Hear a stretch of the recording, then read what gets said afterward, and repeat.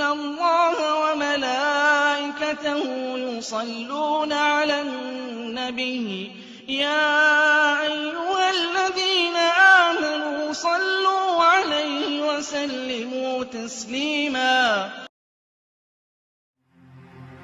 In light of recent events in Paris, which has led to the unfortunate death of 10 journalists, once again, Muslims find themselves at the center of attention regarding the whole freedom of speech debate and whether Prophet Muhammad, peace be upon him, should be satirized. Before we look into how Islam promotes and advocates open dialogue at all levels of society, let's briefly look into the origins of the concept of freedom of speech.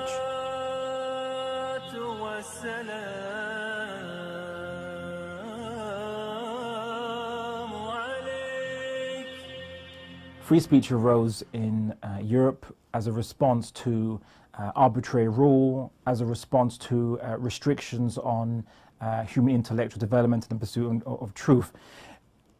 Free speech was used as a utility for something else, and it wasn't for its own sake, and it was used as a utility to achieve truth and to account injustice or what was wrong, and for the improvement of mankind. It was never envisioned by the early liberal founding fathers that free speech would be used for anything except those things. They certainly didn't countenance use of free speech for gratuitous insult or to insult social mores, which are fundamental to keeping stability in that society. In fact, many of them always gave caveats for that the sovereign can impose limits to prevent social disorder. So it was never really envisioned free speech to be open and gratuitous, but rather it had a purpose, and its purpose was the pursuit of truth and accountability.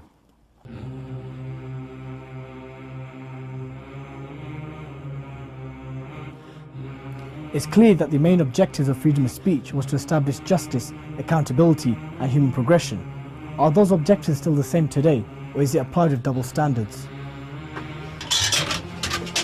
Clearly there are double standards in free speech. You can see, for example, in the case of Nicolas Sarkozy in France, where he sought the prosecution of people for writing lyrics and raps against him. You can see in Denmark, where the publication of cartoons was prevented because they were in relation to the Jewish community.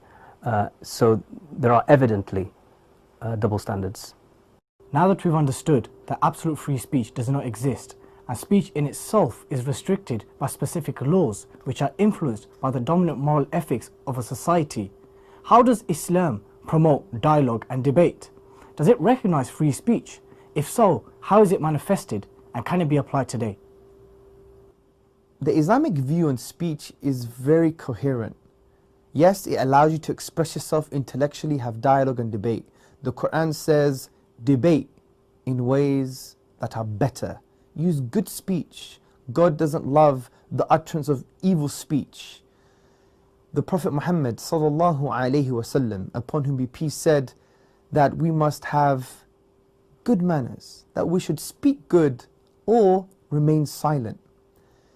And I want to make it very clear that the Islamic intellectual and spiritual tradition almost forces us from that perspective to engage in dialogue and debate and in intellectual activity, even if we're discussing with others who we know that their views are abhorrent to us. We can't curse them.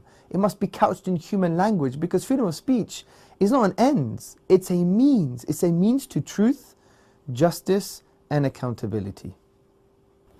Free speech is something that, although we're told in the West, is boundless, limitless. In fact, every society, including our own here, has limits on it. It has limits on incitement to hatred and so forth. And so defaming somebody, being libelous towards somebody, these are all crimes, in fact, for which you can be prosecuted.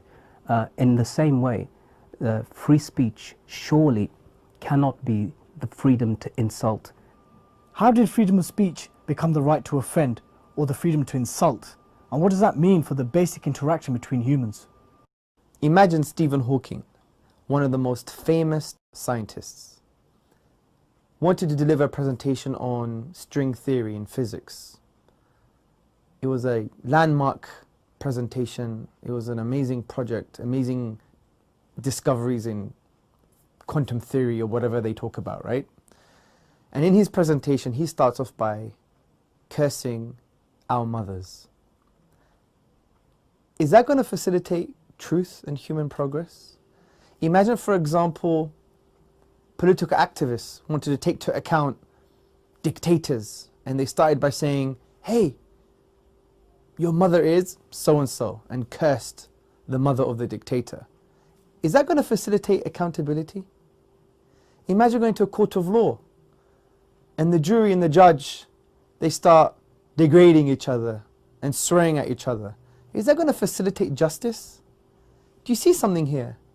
Freedom to insult, freedom to degrade, freedom to dishonor goes against the very objectives of freedom of speech.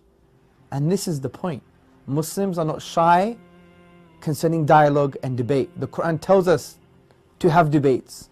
The Quran says very clearly, O people of Ya Ahl al-Kitab, ta'alaw ila kalimatin sawa'in baynana wa baynakum. Come to a word that is equal between us and you. Using this terminology, you can see clearly that it's an open invitation to dialogue and to a common word, a common ground, a common denominator.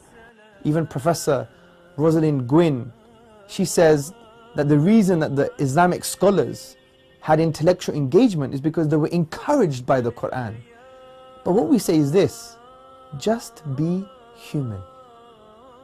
Because a civilized society isn't a society that basically degrades each other and defames and dishonors and uses vile speech.